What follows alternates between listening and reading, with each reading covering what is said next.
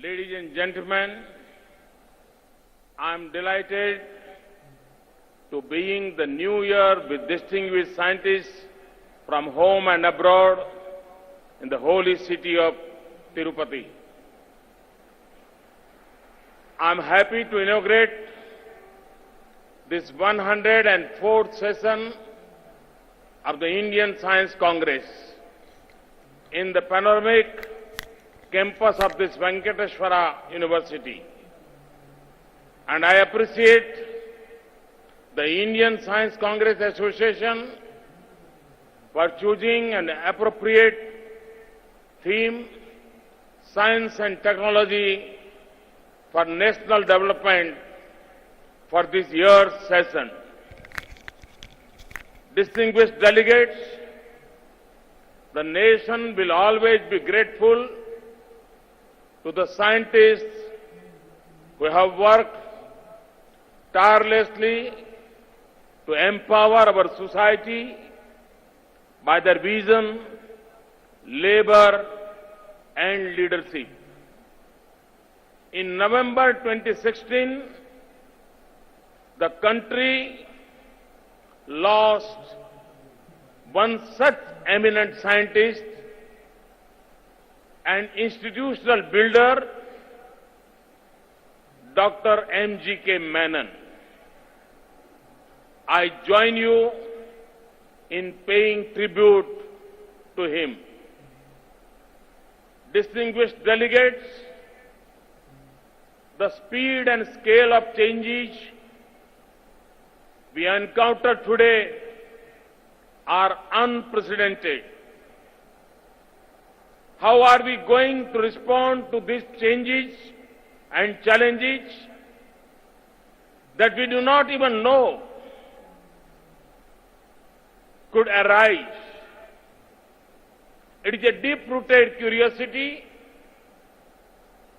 scientific tradition which allows quick adaptation to new realities. Tomorrow's experts will come from investments we make today in our people and infrastructure. My government is committed to supporting different streams of scientific knowledge, ranging from fundamental science to applied science, with emphasis on innovations. Distinguished delegates, in the last two sessions of the Science Congress, I presented before you several key challenges and opportunities for the nation. Some of these important challenges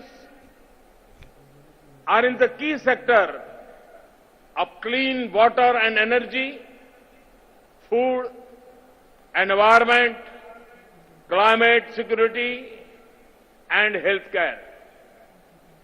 We equally need to keep an eye on the rise of disruptive technologies and be prepared to leverage them for growth. We need to clearly assess the challenges and opportunities for our technology readiness and competitiveness. I have been told that the Technology Vision 2035 document released in last year's Science Congress is now developing into a detailed roadmap for 12 key technology sectors. Further, Niti Aayog is evolving a holistic science and technology vision for the country.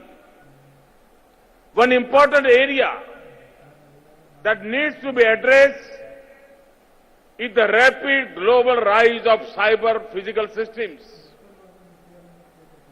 This has the potential to pose unprecedented challenges and stresses to our demographic dividend.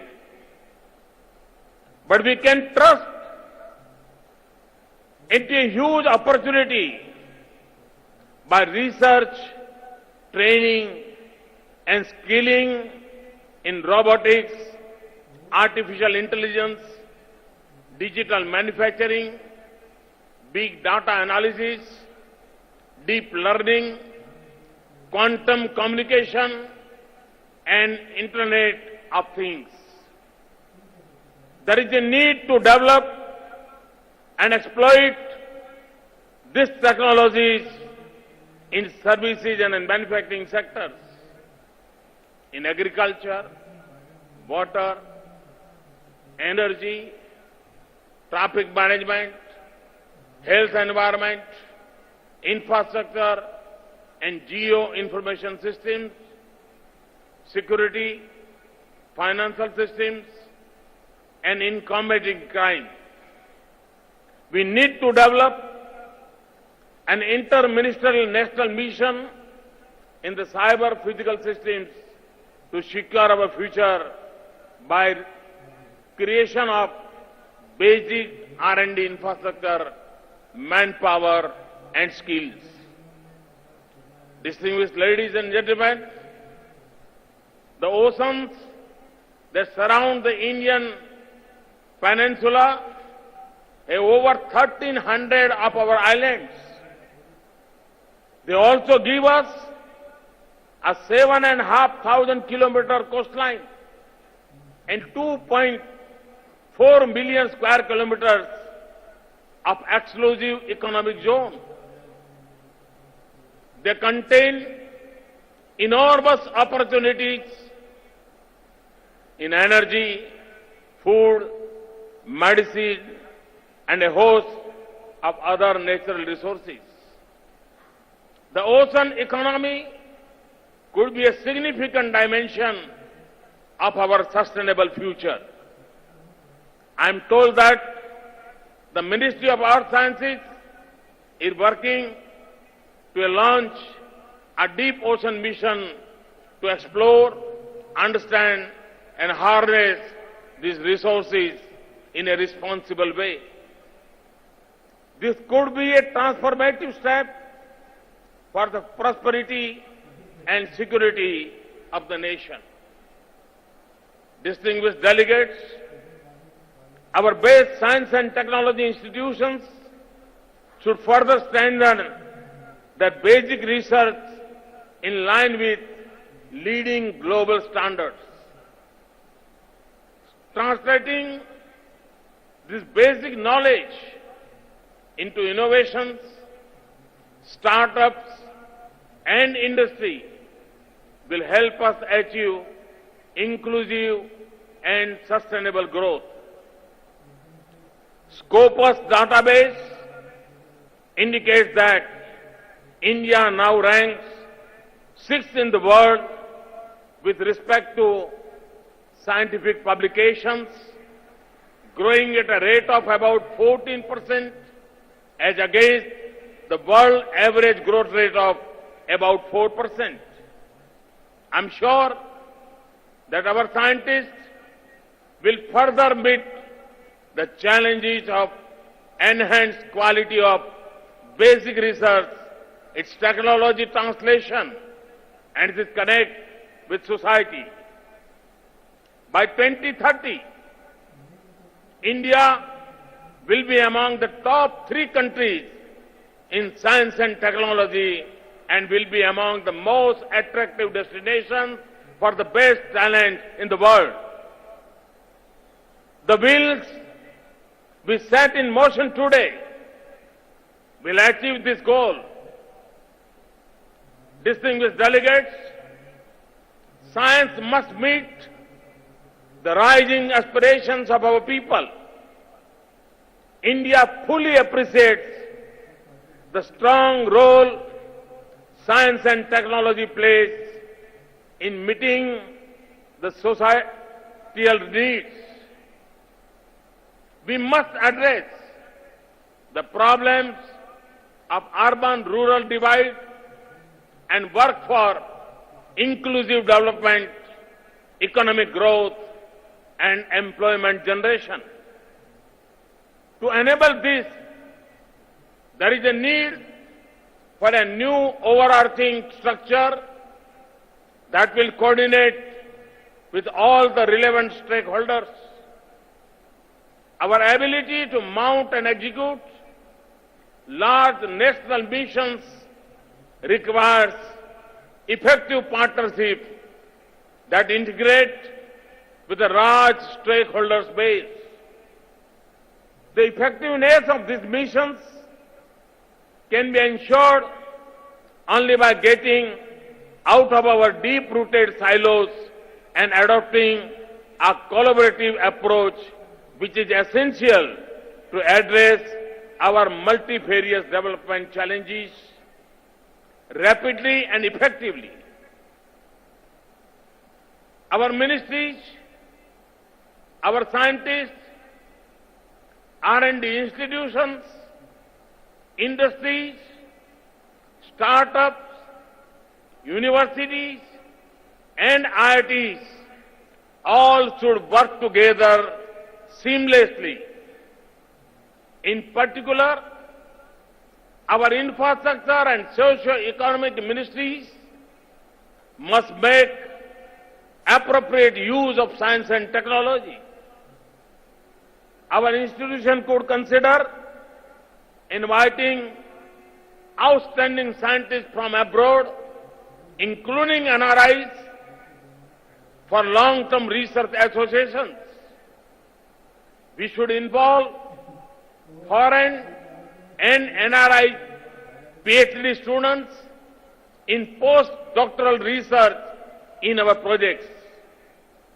Another empowering factor for scientific delivery is the ease of doing science. If we want science to deliver, we must not constrain building a strong science and technology infrastructure that is accessible to academia, startups, industry, and R&D labs is a priority for the government. We need to address the problems of ease of access, maintenance, redundancy, and duplication of expensive equipment in our scientific institutions. The need of establishing professionally managed large regional centers in PPP model housing high-value scientific equipment should be examined. On the lines of corporate social responsibility, the concept of scientific social responsibility needs to be introduced to connect our leading institutions to all stakeholders, including schools and colleges. We must create an environment for sharing of ideas and resources. The brightest and best in every corner of India should have the opportunity to excel in science. This will ensure that our youth get high-end training exposure to the best of science and technology to make them job-ready in a competitive world. To this end, I would exhort the national laboratories to connect with schools and colleges to develop appropriate training programs. This will also help with the effective use and maintenance of our vast scientific and technological infrastructure. Laboratories, research institutions, and universities in each major city region should be interlinked to function on a hub and spoke model. The hubs will share major infrastructure, drive our national science missions, and be the engines that link discovery to applications. College teachers with background in research can be connected to the neighboring universities and R&D institutions. Outreach activities from the institutions of eminence to schools, colleges, and polytechnics will activate the latent science and technology manpower from the educational institutions in your neighborhoods. Distinguished delegates, seeding the power of ideas and innovation in school children will broaden the base of our innovation pyramid and secure the future of our nation. As a step in this direction, Ministry of Science and Technology is initiating a program focused on students of classes 6 to 10.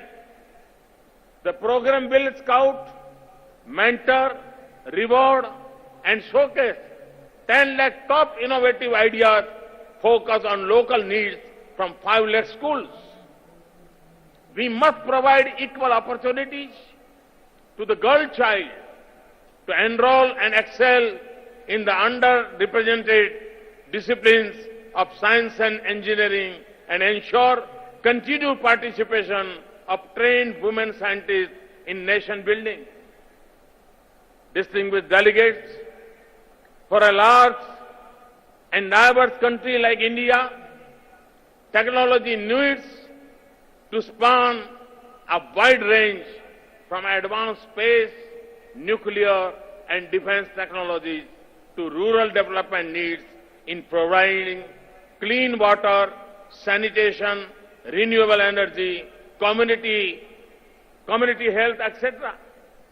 While we excel globally, we also need to develop local solutions that fit our unique context.